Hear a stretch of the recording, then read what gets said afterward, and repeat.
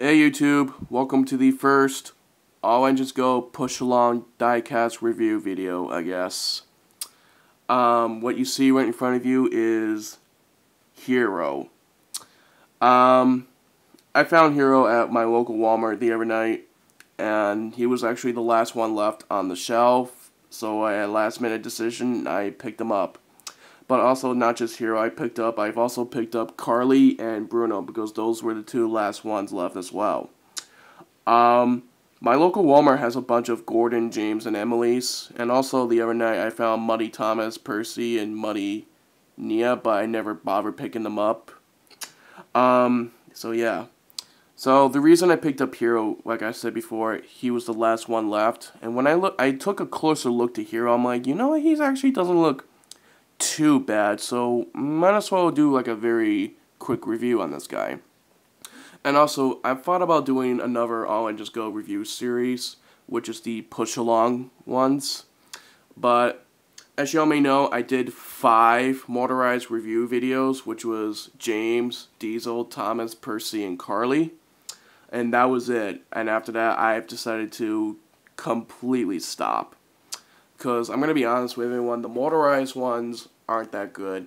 Especially Thomas and Percy. They're just so big, not accurate to the show. The tender engines don't look too bad, but I feel like they have suffered so many different ways.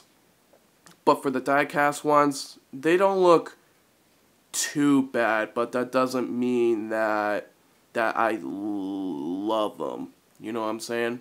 Because like I've said before, I don't like the reboot. I don't like the changes that Mattel has done. I don't like what they've done to the toys. But as much as I hate to say it, but the diecast ones like Thomas, Percy, Nia, Diesel, the tender engines, they do look very accurate. They don't look too bad. They're very nice detailed and stuff. And yeah. So enough of the rant. Let's get started with Hiro. So Hiro's face, not bad. Nice painted buffers at the front, as they should. A plastic lamp at the top. Nothing special about it. Let's look at the sides. Oh my god, come on. Nothing much to say about Hiro's sides. You do got the nice detailed golden lines, a nice metallic red wheels. And and also one thing I hate to say is that it's something that we're gonna have to get used to, is his funnel is of course not straightened. It's I mean, it's what it is. It's All Engines Go. What do you expect? It's something that we're gonna have to get used to when it comes to toys like this. I prefer the funnel to be straight, but whatever. I care less. They've already ruined it. One thing I want to point out is I'm not sure why they're doing this. For some reason, Hiro does not have on Hiro's nameplate. He does not have a name written on his nameplate. I'm not sure why it's blank. I'm not sure why.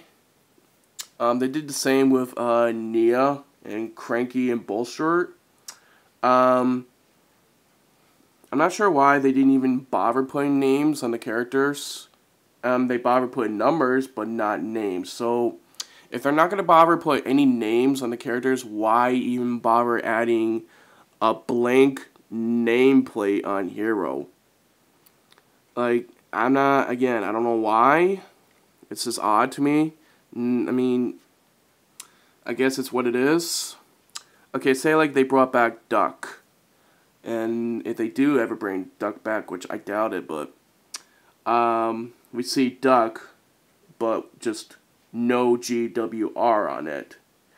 I can guarantee you that's gonna happen. Like any character's return, say like Rosie, her NWR is gonna be removed. I can guarantee you that's gonna happen.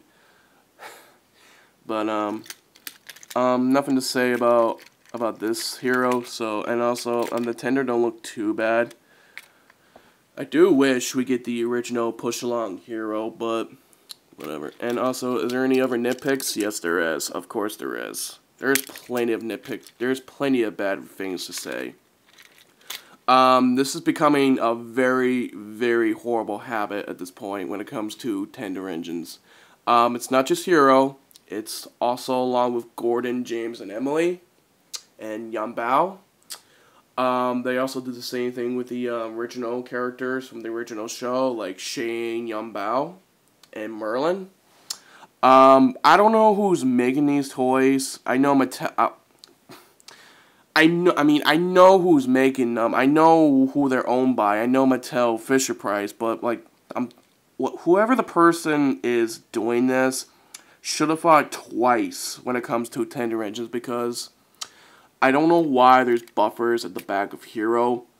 This is becoming a very, very poor habit at this point. I mean, not a big deal for me, but I can already tell the people that actually love the show, liked All Engines Go, and like the diecast. And I can already tell that what irks them the most is buffers at the back of the tender engines. Like, I don't know why whoever's making this toys, they really need to think twice before, putting it out there to the stores. There's buffers at the back of Hiro, and also there's a buffer at the front of the tender, of Hiro's tender. I don't know why they're doing this. This is becoming a very, very poor habit at this point. I mean, we never see learning curve screw that up. But when it comes to like Mattel making the tender engines, and when they do make All Engines Go tender engines, you see stuff like this. Like, there's no problem with adding buffers at the back of a tender or adding buffers at the front of the characters. But when you add buffers at the front of the tender or add buffers at the back of the characters who are tender engines, that's the biggest problem. And it's becoming a very horrible habit at this point. So, honestly, it's what it is. I guarantee you that if we do get, like, return of Spencer in the future, which, again, I don't know if that's going to happen, and I don't care, I can guarantee you, just say, for example, if they make Spencer, Spencer is going to have the same issue, have buffers at the front of his tender and then the back of him.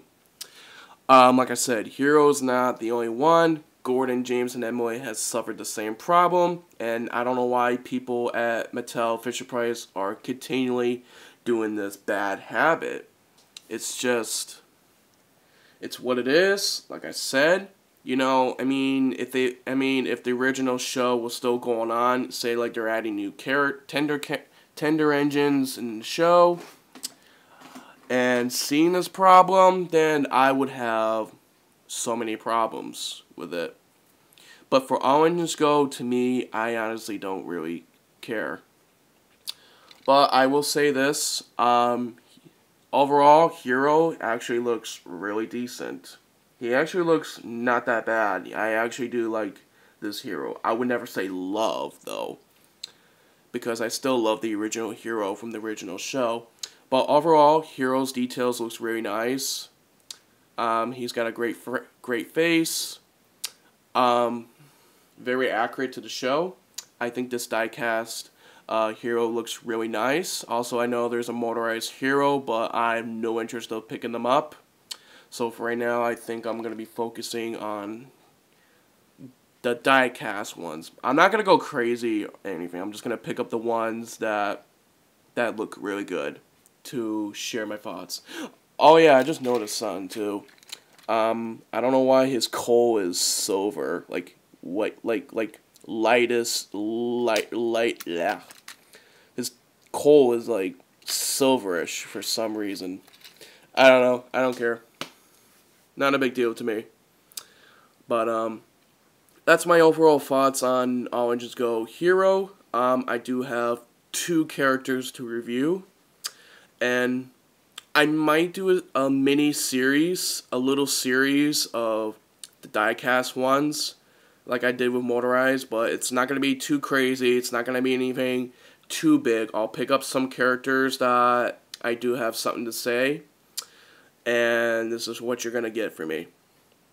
I'm not going to pick up anything crazy special edition based on the show or anything, because it's becoming to the point where Mattel is really, really trying at this point to make it look so gimmicky and well, the show is cartoony and the characters look cartoony. I mean, whatever. I don't know. Mattel, for me, at this point, it's just not Thomas for me. It's something that I never grew up on. I miss you, Learning Curve. I really miss you. But anyways, I'm done. That's my thoughts on Hiro. Thanks for watching, and I'll see you guys next time. Take care.